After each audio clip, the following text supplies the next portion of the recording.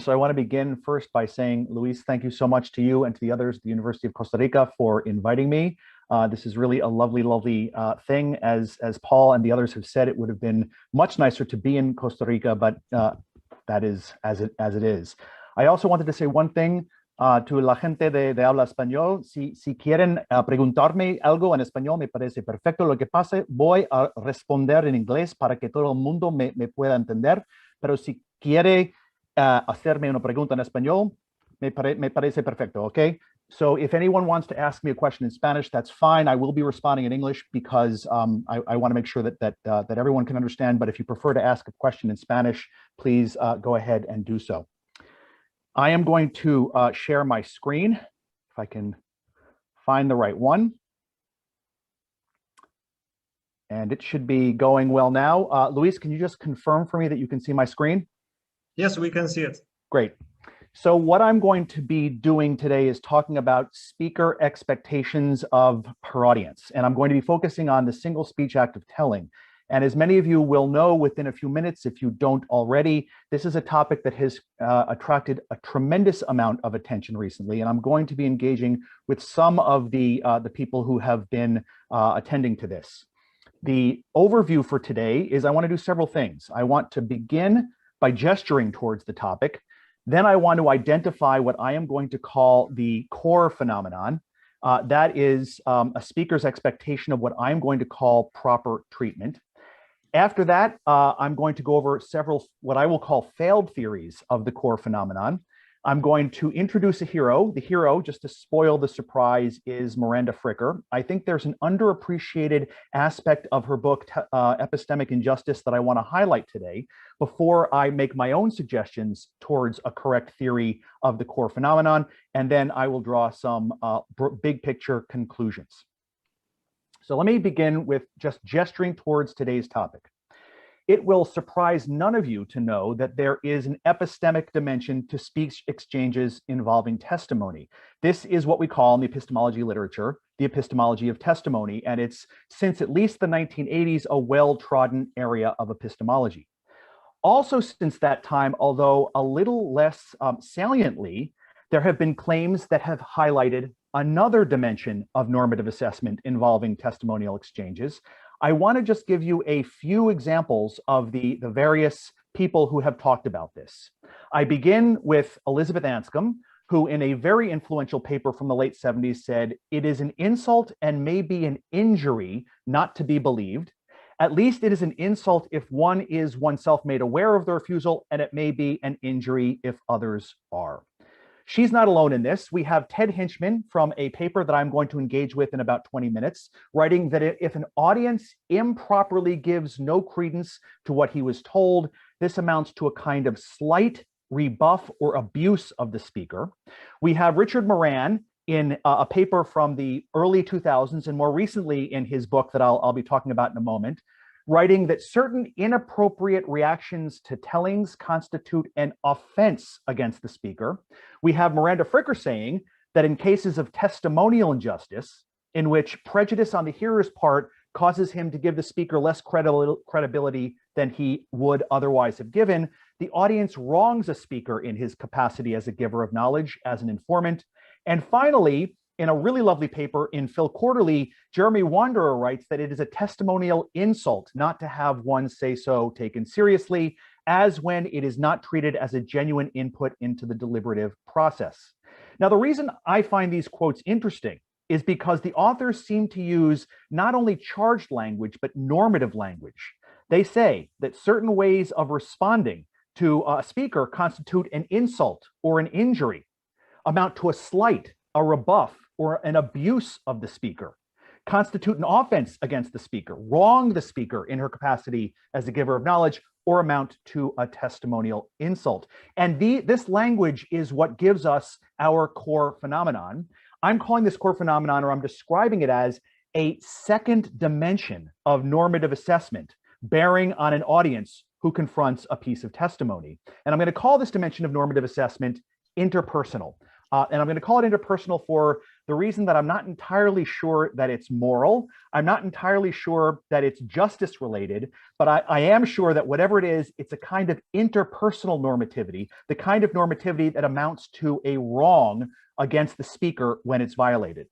And this interpersonal dimension of normative assessment constitutes what I'm calling the core phenomenon, which we can summarize as follows: that under ordinary circumstances, speakers who perform certain types of speech acts, that is, who make claims, are entitled to expect that they will not be wronged in the ways described above. That's our core phenomenon, and I'm going to call it a speaker's expectation of proper treatment. And the question that I'm pursuing today, in my talk today, is this: why is it that in cases in which a speaker makes a claim, the speaker is entitled to expect proper treatment where this amounts to a kind of treatment that is owed to those who perform this kind of act? What I'm going to suggest is that an adequate answer to this question actually has to answer four different questions. First, it has to answer what I'm going to call the content question. And the content question talks about what type of treatment a speaker expects when she expects proper treatment. What is the treatment expected? That's the content question. Second is the entitlement question. What entitles a speaker to expect this sort of treatment? The third is what I'm calling the harm question. What's the nature of the harm that's involved when an audience violates this expectation? And the fourth, to my mind, perhaps the most interesting of all, is the epistemology question. How does the expectation of proper treatment relate to the epistemological dimension of testimonial transactions? And just to give you a sense of why I am obsessed by this topic, it strikes me that none of the theories that have tried to answer these questions has really addressed itself adequately to the epistemology question, and that's the one that ought to be driving us in this discussion, in this debate. And I'll go over this at length when I talk about the various theories of the core phenomenon.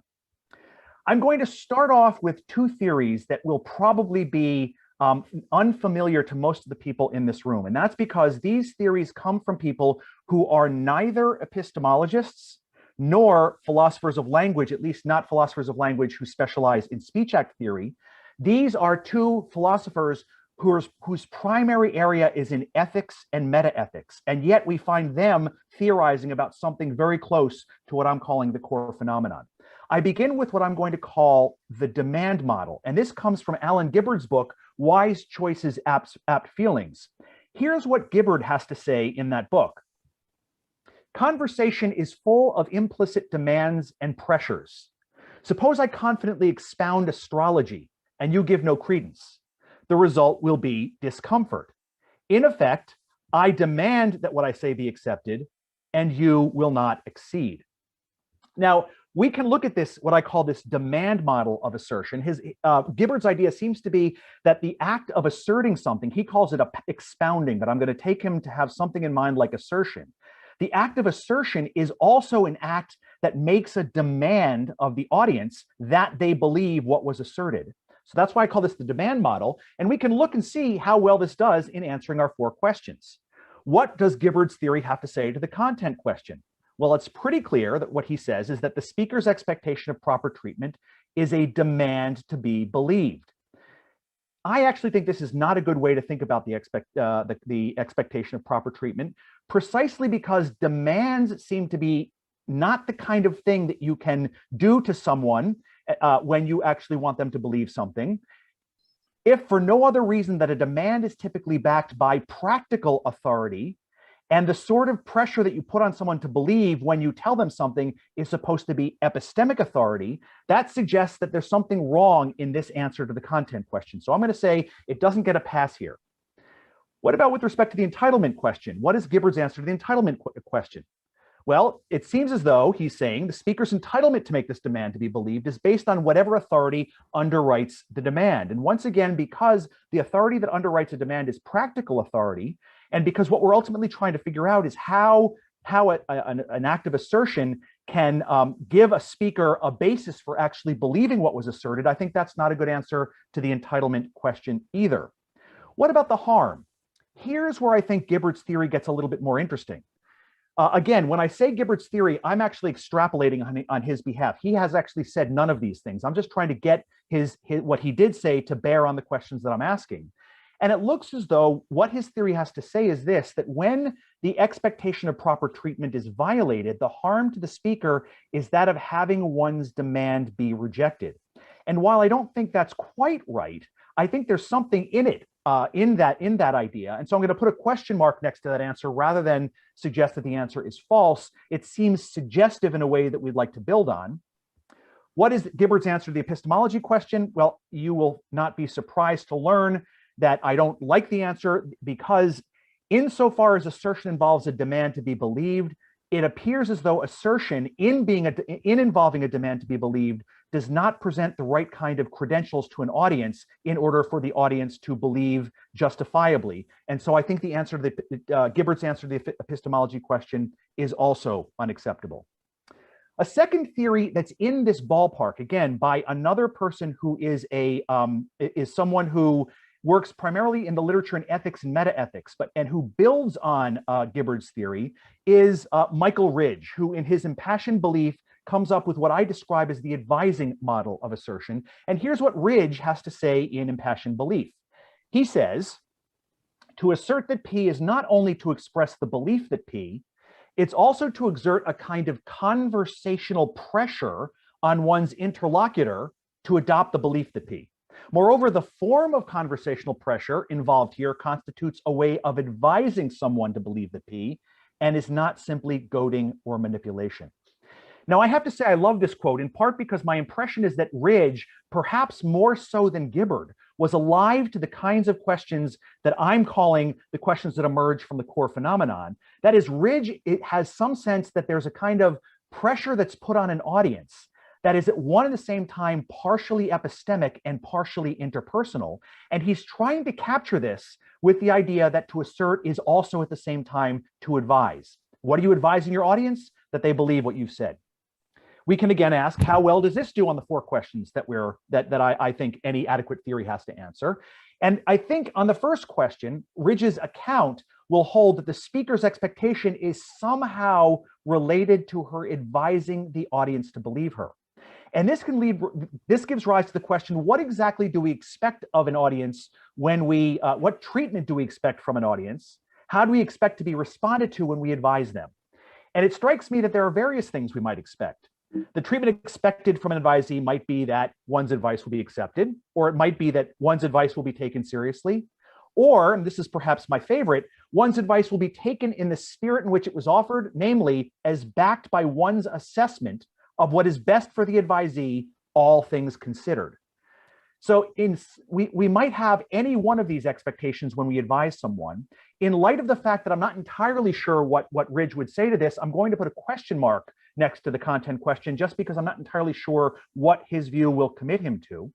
And for the same reason, I'm not entirely sure what his view will commit him to with respect to the entitlement question. It's something like this: the speaker's entitlement to expect this is based on whatever authority underwrites the act of advising. And I'm not entirely sure, since I'm not sure what the expectation is, I'm not entirely sure how to make sense of his answer to the entitlement question either. So I'm going to put a question mark there as well. Things get much more interesting, however, when we get to the harm question and the epistemological question. Because I think what Ridge's answer to the harm question is this, that when the expectation of proper treatment is violated, the harm to the speaker is that of having one's advice rejected. And I think this is false. And the reason I think this is false is that if you think about the kind of thing that you feel when you have a piece of advice that you've offered to someone and they've rejected it, my proposal to you, and I'm hoping this is not controversial, is that you might not feel great, but you don't feel the kind of sting that the authors at the beginning of my talk were talking about in the quotes that I gave you. In particular, you might say, when your advice is rejected, it's no skin off your back. The person who suffers from this is, assuming your advice is good, is the person to whom you gave the advice. So I think the answer that the advising model gives us to the harm question is not good. More interestingly, I think the answer that it gives us to the epistemology question is not good. It would go something like this: given that assertion involves advising the audience to believe, assertion provides epistemic support by doing something in connection with the advice to believe. But the problem is that advice, like demand, seems to be backed by authority that is not distinctly epistemic authority. And to see that, consider that my advice to you that you should do phi is good advice, just in case it would be best for you, all things considered, if you phi'd. So I might think that your life would go best if you believed, for example, that P, even though I think that P is false, I still advise you to believe it because I think your life will go better if you believe it. And insofar as that would count as good advice by the standard that I just gave you, it's clear that any conception of asserting that connects assertion to advising someone to believe is not going to give us a good answer to the epistemology question. And so I downgrade the theory there as well. So it looks like the theories that we get from the two ethicists, the people who are engaged in ethics, meta-ethics, although they have something like the core phenomenon that I had in mind, it's clear that my attempt to extract from their mini-theories or their proto-theories a full, robust answer to my four questions leads to accounts that don't do well along all four of these dimensions. What I want to move now to is two authors who, starting in the mid-2000s through the contemporary day, I think have much more of a clear sense of exactly what I'm calling the core phenomenon. And I start off with a view that many of you will know. If you know the literature on testimony, you certainly will know this view. This view comes from Ted Hinchman, and it's called the invitation to trust model. I want to start off by just quoting Hinchman at length. And this, I ask when you listen to me read the quote, I ask that you appreciate how closely Hinchman has attended to the kind of phenomenon that I'm calling the core phenomenon. It's clear that he has his focus on exactly what I have my focus on. So forgive me, this first quote is rather long, but you'll have a sense of how close he is to the very topic that I'm talking about. He says the following: imagine audience A manifestly looks as if he needs to learn the time. So speaker S tells him it's noon, but A doesn't regard himself as having thereby acquired any entitlement to believe it's noon. Imagine not that A regards himself as having acquired an entitlement to believe that it's noon, that gets defeated by such background knowledge as that S's watch tends to run fast, but that A regards himself as not having acquired any entitlement, not even a now defeated prima facie entitlement to believe it's noon. Here, A is failing to acknowledge S. He is, as we say, slighting S. The explanation of S's sense of having been slighted is that she has tendered an invitation to A to trust her and has been explicitly rebuffed, unquote. Now, it's already clear that Hinchman has his eye both on the interpersonal dimension and on the epistemic dimension of testimonial transactions. But there's one more extended quote I want to give you, because here is where Hinchman gets even more explicit about what he has in mind. He says the following: we can now account for the nature of A's abuse when he fails to regard himself as coming to have an entitlement to believe that it's noon, when he fails, in effect, to take S's word for it. In telling A that P, S offers him something, an entitlement to believe that P, which she conceives as his for the taking. In recognizing her intention to tell him that P, A satisfies that intention, and S thereby counts as telling him that P. But in refusing to acknowledge the entitlement, he refuses the offer she makes in telling him that P. What's at stake for S when she tells A that P is his recognition of her as worthy of his trust, unquote. Now, I'm going to try to extract from these two quotes a full theory, that is, an attempt to answer all four of the questions that I laid out. I should note again that I'm attempting to extract this, but I'll give you some argument for why I think this is the right way to read Hinchman. To begin, what is Hinchman's answer to the content question? I think Hinchman's answer to the content question is that the expectation of proper treatment is the expectation to be presumed trustworthy. My idea here is that in the very end of the second of those two quotes, when he talks about what's at stake for S, is that of being worthy of the audience's trust. Hinchman recognizes that the audience may actually have evidence which prevents the audience from trusting the speaker, But the thought is that absent that evidence, the expectation is that the speaker, in inviting the audience's trust, is worthy of that trust. And if you put those two things together, what you get is that the expectation of proper treatment is the expectation to be presumed trustworthy. Now, I think this is an interesting suggestion, but I think it's wrong. Only I'm not going to be able to convince you of that until I get to the very end of my paper. So I'm going to put a little star there to indicate that I don't take myself to have given an argument against his answer to the content question. Let's move to the entitlement question. The answer I think that Hinchman gives is that the speaker's entitlement to expect to be presumed trustworthy is based on the fact that it was mutual knowledge that she invited the audience to trust her. That's precisely what this talk of invitation to trust is supposed to be doing. It's supposed to entitle the speaker to expect to be presumed trustworthy, and it's also supposed to entitle the audience to believe what the speaker said on the speaker's authority. But if we focus just on the entitlement question, I think that is a fair statement of his view. I think this is a false theory, a false answer to the entitlement question. But to convince you of that, I need to give you a story that has nothing to do with telling, and I call this the chocolate affair. Suppose that I know that you love excellent chocolate and that you don't love bad chocolate. And suppose that I know that you actually are in a chocolateless condition right now. Suppose, in fact, that not only do I know this, all of this is mutual knowledge. And suppose that because all of this is mutual knowledge, I go out and buy what I regard as excellent chocolate, and I offer it to you in the manifest intention that you should recognize that I'm doing so in an attempt to meet your chocolateless condition. This situation is exactly parallel to the situation that Hinchman is talking about, only it doesn't involve a speech act. It involves the act of giving you chocolate in the manifest intention that you should recognize that I do so to meet your chocolateless condition. Question: when I offer you this chocolate, do you owe it to me to presume that I am good at discriminating good chocolate from bad chocolate? Do you owe it to me to assume that unless you have evidence to the contrary? And what I want to suggest is that the answer is no, you don't owe that to me. I've done nothing to entitle myself to your regarding me as a good chocolate discriminator.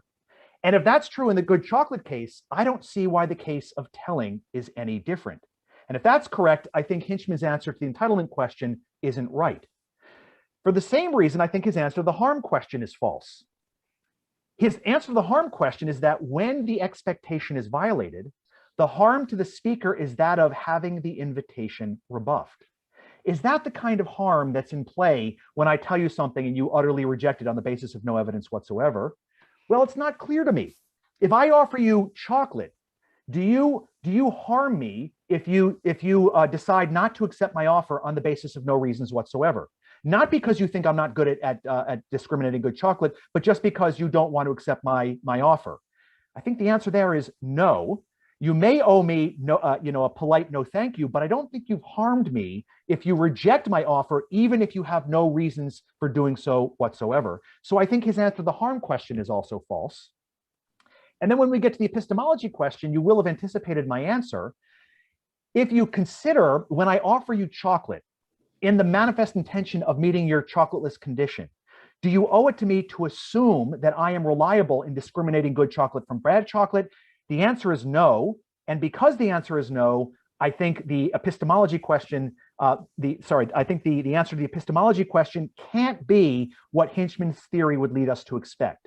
That is to say, merely by offering you my word, that doesn't by itself, even as an invitation to trust, give you a reason to think that my word is to be relied upon, any more than my offering you a piece of chocolate in the manifest intention to meet your chocolateless condition gives you a reason to regard my chocolate discriminating powers as to be relied upon. So I think the answer to the epistemology question is also false. At this point, there is a possible way to save Hinchman's account. And for those of you who know the literature on trust, you will know the move I'm about to make very well.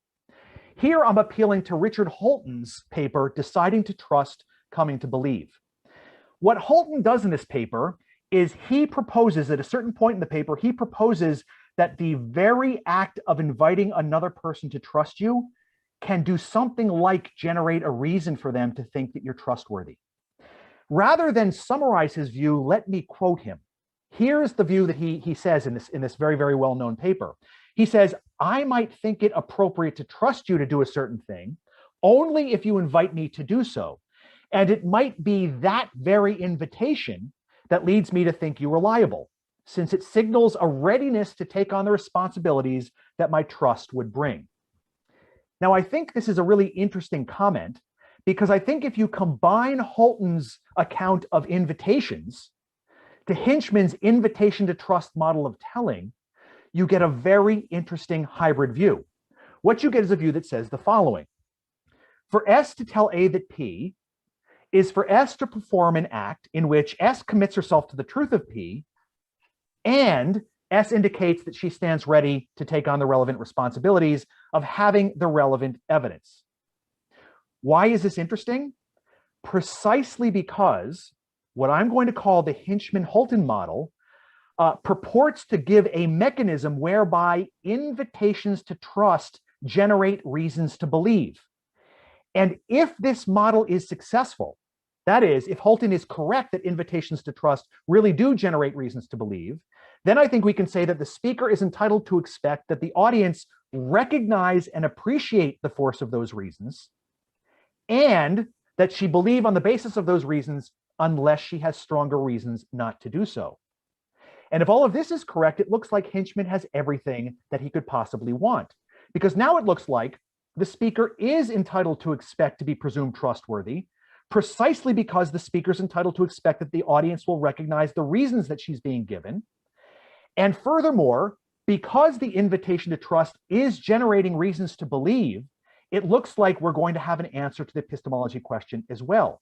Because it looks like, in this case, one and the same act, conceived as an act of inviting another person to trust one, both generates reason for them to believe you and generates the expectation that you be presumed trustworthy. So it looks like we have everything an account could possibly want.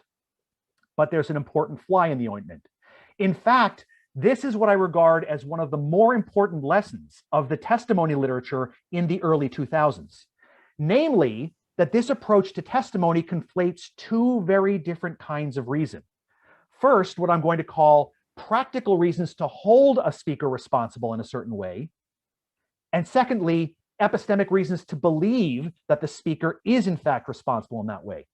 It's rather easy to see that these are very different things. Here's a case. My kids tell me that they will be home at midnight tonight. Let's suppose they have a terrible track record. They never get home when they say they're going to get home.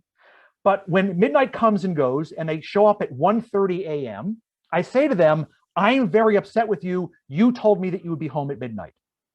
There, it's clear to me that I'm relying on the reasons that they gave me to hold them responsible. I may not have had any reason to believe them, given their track record, but I am relying on the fact that they gave me a reason to hold them responsible. They entitled me to hold them responsible. What this suggests is that tellings, whatever else they do, it's clear that they generate reasons for the audience to hold the speaker responsible. What's not clear is whether they also at the same time generate epistemic reasons to believe that the speaker is responsible. And yet that's exactly what Hinchman and Holton need. And I'm suggesting that nothing in the mechanisms that they have proposed suggest how we get these epistemic reasons. At best, what they've shown us is how we get practical reasons to hold the speaker responsible, not epistemic reasons to believe that they are. So the final report card on Hinchman, I have to say, I think it gets at least 3 of our 4 questions wrong. I haven't given you an argument for his answer to the content question. I will get to that. I'm leaving the harm question unmarked because I think there is something very, very insightful in what he has to say about the nature of the harm. I'll come back to that towards the end. Let me now move from the invitation to trust model to another model that perhaps may be even more familiar to those of you who know the testimony literature, and that is the assurance model. And this one was made famous by Richard Moran, first in the 2006 paper that I cited earlier, but more recently in a 2019 book called The Exchange of Words, Speech, Testimony, and Intersubjectivity. Here's what Moran has to say in both the article and in the book. He says, Telling someone something is not simply giving expression to what's on your mind, but is making a statement with the understanding that here it is your word that is to be relied on. The speaker, in presenting his utterance as an assertion, one with the force of telling the audience something, presents himself as accountable for the truth of what he says, and in doing so, he offers a kind of guarantee for this truth. Now, I call this a promising model of telling. I intend the wordplay. It's promising in two senses. One, as I'm about to go on to argue, I think this is a better theory. It goes a little bit further than Hinchman's theory. In that sense, it's more promising than Hinchman's is. But secondly, whereas Hinchman conceived of the act of telling or the act of asserting as involving an invitation to trust, Moran seems to think of the act of asserting as involving something like an act of promising. He doesn't use the word promising, he uses the word guaranteeing, but a guarantee is a kind of promise. And to be sure, Moran himself doesn't go into great detail about how guaranteeing someone that you have the truth generates a reason for them to believe that you do have the truth. But here we can go for help to one of Moran's colleagues at Harvard. We can go to Scanlon, who has some very, very interesting and insightful things to say about the nature of promising. Here I'm focusing on the part of Scanlon's view of promising that's supposed to connect up with the idea of generating a reason to believe that the promisor, the one who makes the promise, will do as he or she or they promised. Here's what Scanlon has to say about that. He says, when I say I promise to help you if you help me, the reason I suggest to you that I will have for helping is just my awareness of the fact that not to return your help would, under the normal circumstances, be morally wrong. When I say I promise to be there at 10 o'clock to help you, the effect is the same as if I had said, I will be there at 10 o'clock to help you, trust me. In either of these utterances, as the quote goes on to say, I do several things. I claim to have a certain intention. I make this claim with the clear aim of getting you to believe that I have this intention, and I do this in circumstances in which it's clear that if you do believe it, then the truth of this belief will matter to you, perhaps, but not necessarily, because you may rely upon it in deciding what to do. Finally, I indicate to you that I believe and take seriously the fact that once I have declared this intention under the circumstances and have reason to believe that you are convinced by it, it would be wrong of me not to show up in the absence of some truly compelling reason for failing to appear. And so what I want to do here is I want to do the same thing. I want to have Scanlon do the same thing for Moran that earlier I had Holton do for Hinchman, namely try to supplement the view so that it actually does generate a reason for the audience to believe. And here I want to suggest that Scanlon's model of promising applied to Moran's promising model of telling goes something like this. For S to tell A that P is for S to perform an act in which X commits herself to the truth of P, S indicates that she stands ready to take on the relevant responsibilities of having the relevant evidence, etc. And S indicates her recognition that it would be morally wrong of her to fail in connection with these responsibilities.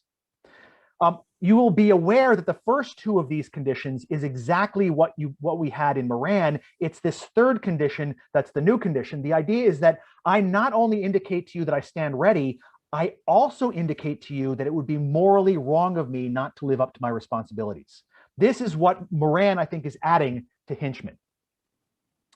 What I want to suggest is that this, just like the Hinchman view, Moran's Scanlon-enhanced model of assurance is trying to provide us with the mechanisms whereby acts of assurance generate reasons to believe. And if they do, then we're in a nice situation, because in that case, the speaker would be entitled to expect that the audience recognize and appreciate the force of those reasons and believe on the basis of those reasons, unless she has stronger reasons not to do so. And as I mentioned with respect to Hinchman, if all of this works out, it looks like the assurance model gives us everything that we could possibly want. But Moran anticipates an objection, and it's worthwhile spending a minute or two on this objection. Moran, in both the paper and the book, writes the following. If it seems difficult to see how anything, even someone's words, could acquire some epistemic value through something like conferral, that is, through the act of assurance. The idea is assurance confers epistemic significance on the very act that's being performed. If that seems difficult to see, It should be remembered that for both parties, this conferral is by its nature an overt assumption of specific responsibilities on the part of the speaker. This is no more or less mysterious than how an explicit agreement or contract alters one's responsibilities. I want to suggest that at this point, the resulting account suffers from exactly the same conflation that the Hinchman-Holton theory had been a victim of. Namely, the theory is supposed to be that the act of assuring generates a reason for the audience to believe that the speaker has fulfilled her responsibilities that her act of assurance morally requires of her. But this again conflates two different kinds of reasons, the very two kinds of reasons that I talked about previously. Practical reasons to hold a speaker responsible and epistemic reasons to believe that the speaker will in fact be responsible. Why didn't Moran see this? Here's my speculative hypothesis. Because if you and I contract with one another, if we actually sit down and make a contract, that's because we already had reason either to regard the other person as reliable or to regard the enforcement mechanisms, the legal enforcement mechanisms, as sufficiently well defended to make sure that our interests will be protected in case you don't live up to your responsibility. Contracting, all that it does is it gives you the right to hold another person responsible. It doesn't also at the same time generate a reason for you to believe that they will be responsible. And we miss this when we fail to appreciate that typically we won't contract with someone unless we had antecedent reasons to believe that they would do as they contracted. So what do we say about Moran's view here? His answer to the content question is the same as Hinchman's answer, and I think that it's wrong for exactly the same reason. I haven't yet given you my argument for that. His answer to the entitlement question is something like this. The speaker's entitlement to expect to be presumed trustworthy is based on the fact that she offered the audience her assurance, thereby indicating her recognition that it is her moral duty to have lived up to the associated responsibilities. Well, what I'm suggesting is that assurance doesn't entitle, if you assure someone of something, that doesn't entitle you to be presumed trustworthy precisely because it doesn't generate a reason for them, an epistemic reason for them to believe that you are trustworthy. All it does is it generates a practical reason for them to hold you responsible. So I think that the answer to the entitlement question is not correct. The harm question is an interesting one. I think Moran's answer to that is something like this. When this expectation is violated, the harm to the speaker is that of having one's promise or guarantee not be accepted. I think there is something right about that, and I'm going to come back to that when I offer my own view. And then finally, the answer to the epistemology question, for the reasons that I already anticipated, I think this gets the epistemology question wrong as well. The problem is that it tries to pack in epistemic significance into the very act of assurance, but in so doing, it conflates the fact that assurance gives one practical reasons to hold someone responsible for the claim that it needs, which is that assurance generates epistemic reasons to believe that the person is responsible. And because of that conflation, I think it gets the epistemology question wrong as well. So at this point, we need a hero. At this point, we need to change things up a bit. And the hero of my story is Miranda Fricker. And it's the Fricker of epistemic injustice. But I have to say, it's not the official view that you get in epistemic injustice, because unfortunately, the official view borrows too much from Moran. In fact, if you read that book, what you'll find is that Fricker follows Moran very closely in her answer to content and entitlement, the content question and the entitlement question. So her official view is not what I'm after. What I'm after is the better view that I think is such that all of the materials to make that better view are in her book. And what I'm going to do is try to use that better view to reconceive the expectation of proper treatment. Here's the thought. One of Fricker's core insights in this book, and I'm assuming that most of you have read the book. One of her core insights is that cases of epistemic injustice are cases in which a hearer wrongs a speaker in his capacity as a giver of knowledge or as an informant. My hypothesis, inspired by Fricker, is that a speaker's expectation of proper treatment is an expectation to be treated as one who occupies the status of a giver of knowledge. And what I'm going to do in this part of my talk is just unpack what it means to expect to be treated as a giver of knowledge. Let's begin with the question, what is a giver of knowledge? That can't be a person who gives knowledge on this particular occasion. because you can be a giver of knowledge even if you make mistakes. This is a point that Fricker herself is very adamant about, and I think she's right about this. So a giver of knowledge is not one who always gives others knowledge. Rather, we need a more indirect way to get at what a giver of knowledge is. And I'm going to begin with a job description. This is the job description that I'm going to claim a giver of knowledge purports to do. The job is that of presenting a content as true in such a way that were the audience to accept it on the basis of accepting that speech contribution, the audience's resulting belief would be a candidate for knowledge. That's a job. You can fulfill that job or fail to fulfill that job, but that's a job to be done. Why do I speak about a candidate for knowledge rather than A's resulting belief would be knowledge? Well, that's because A herself may have background reasons that make it irrational for her to accept S's testimony, or A may be in a situation that is a Gettier situation.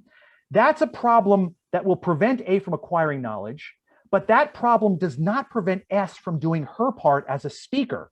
And that's why I want to say that the part that S plays in a testimonial transaction is this particular job. That's the part that S does. I'm going to call this the job of informing. Some of you may quibble, those of you who do speech act theory may quibble with me here. You may call this, you may say, look, you don't really inform someone unless they actually believe you and they come to thereby know. If that's your view, I would call this the job of informing star. I'm not going to quibble on that. I'm going to, for the purposes of today, I'm just going to call this the job of informing. And I'm going to call a speaker who purports to do this job a testifier. And finally, I'm going to call a speaker who has the capacity to testify and who sometimes succeeds in the job of informing a giver of knowledge. That's precisely what a giver of knowledge is. It's somebody who has the capacity to testify and who sometimes succeeds in the job in question. And if that's right, then I want to suggest that for people like you and me, giving testimony, or if you prefer telling, however you want to call this, is a manifestation of one's status as a giver of knowledge. Now, this has dramatic implications for our answer to the content question.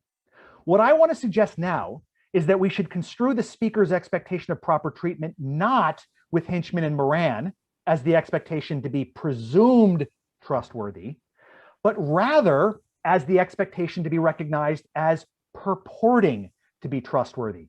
To use the language that Tim Williamson uses in his very influential book on Assertion, the expectation to be recognized as representing oneself as trustworthy.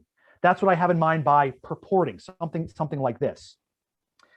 If that is the expectation of proper treatment, we can now present a Fricker-inspired approach to the content question and the entitlement question that goes something like this. A speaker who performs an act that purports to do the informing job. In other words, to speak colloquial English, a speaker who testifies does something which yields common knowledge. And it yields a lot of common knowledge. Three aspects of that common knowledge are going to be interesting to me. First, the speaker who performs this job yields common knowledge of the success conditions for an act of this kind. So if I testify, I have done something regarding which it's common knowledge that what I have done is successful if and only if I meet certain conditions. Which conditions? The conditions given in the job description for the act of informing. Secondly, if I testify, I do something which yields common knowledge regarding the epistemic properties that my act must have if it is to have been a successful example of this job. In particular, I had to have done the informing job itself. Not merely did I purport to do it, but I actually had to do that job itself. What was that job? It was that of having presented a proposition as true to you in such a way that if you believe on the basis of accepting my speech contribution, you are in a position to know. Your belief is, as it were, puts you in a position to know. In order for me to do that job, my act itself must have certain epistemic properties. For example, if I simply guess and my guess is true and you believe me, your belief is true, but is not knowledgeable. In fact, it can't be knowledge because you depended on what in fact was a lucky guess.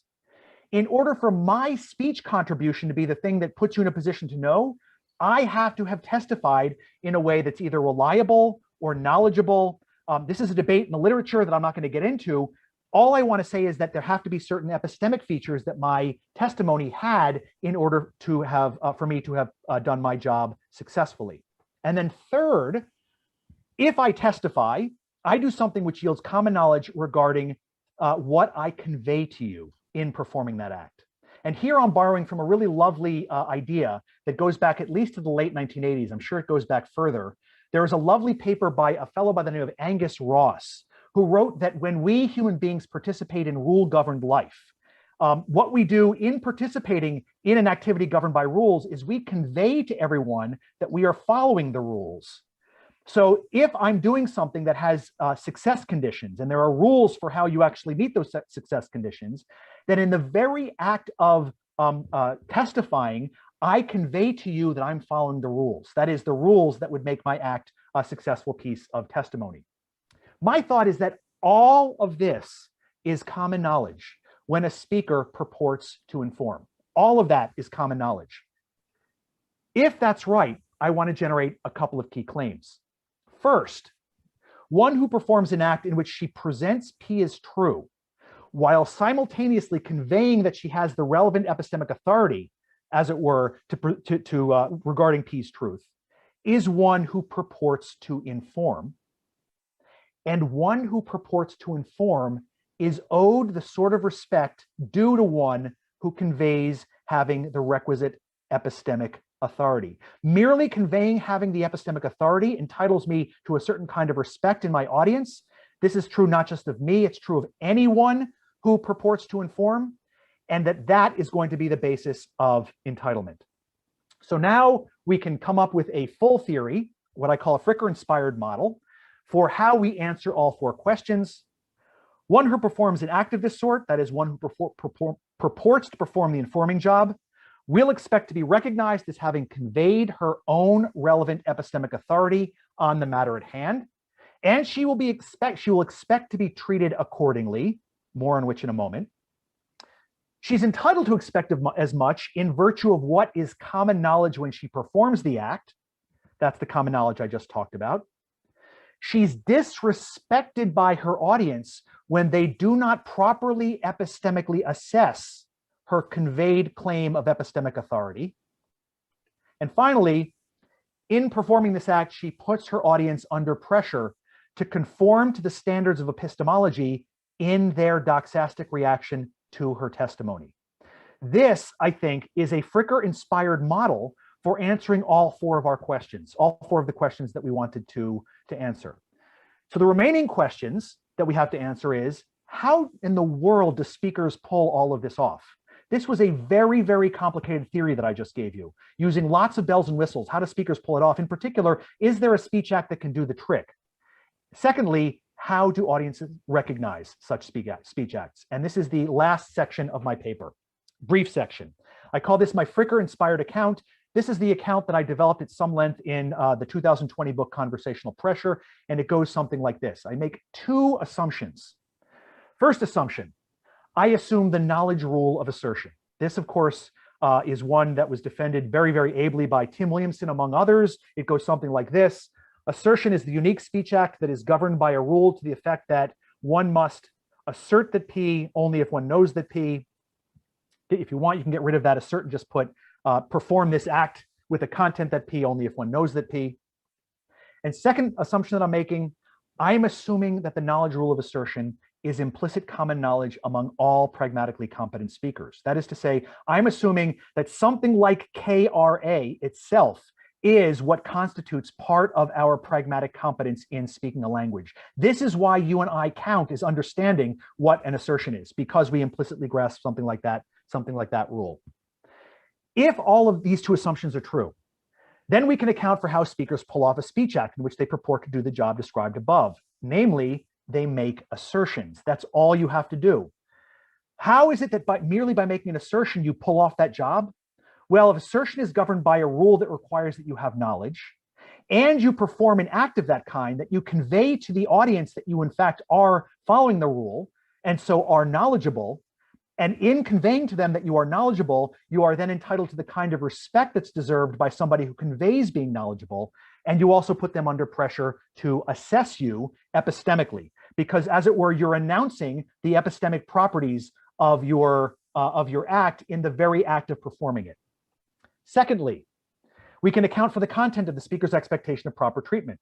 I expect that you will, when I assert, I expect that you'll recognize me as having purported to have been knowledgeable.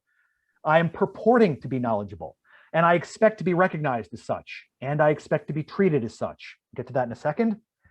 Finally, we can account for how it is that the speech act in question is easily recognized by an audience. All you have to do is to distinguish assertions from non-assertions, and you've recognized the speech act in question. Here then is the final report card. What about the content question? The view that I want to defend is that the content of proper treatment is the expectation to be treated with the sort of respect that's owed to one who manifests her status as a giver of knowledge. The sort of respect that is due is to treat the speech contribution as purporting to inform. And what this involves is that the audience must tailor their doxastic response to a proper epistemic assessment of the speech contribution understood as a contribution that purports to inform. That is, understood as a contribution in which the audience conveys having the relevant epistemic authority. That, I think, is the right answer to the content question. What about the entitlement question? I want to suggest the speaker's entitlement to expect this kind of treatment derives from what's common knowledge when one makes an assertion. That's what I tried to defend about 10 minutes ago. What about the harm question? Well, when this expectation is violated, the harm to the speaker is a form of disrespect.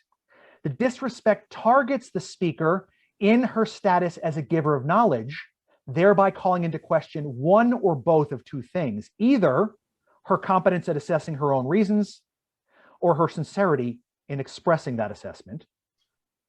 And then finally, I want to say that we now have an answer to the epistemology question, because given that assertion purports to inform and that it's governed by KRA, that is the knowledge rule of assertion, assertion provides epistemic support to belief by indicating to the audience that the speaker purports to be knowledgeable, requiring the audience to conform to epistemic standards in her doxastic response, where these standards will be given by a proper account of the epistemology of testimony. And I think that is the answer to the epistemology question.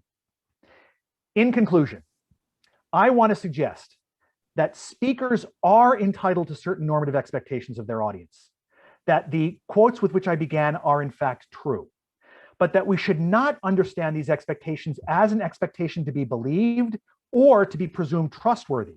That's the wrong way to think about this expectation, precisely because while performing a testimony constituting speech act entitles one's audience to hold one responsible, it doesn't also generate epistemic reasons to believe that one is responsible. Rather, we should understand the speaker's normative expectations of her audience as an expectation to be respected as a giver of knowledge, that is, as one who is purporting to be knowledgeable, and so as one who is purporting to be trustworthy. One virtue of this account is that it's neutral with respect to one's preferred epistemology of testimony. I regard that as a virtue because it means that the kind of proposal I offer today can be offered to anyone, no matter what background views you have in the epistemology of testimony. And with that, I will stop and thank you very much.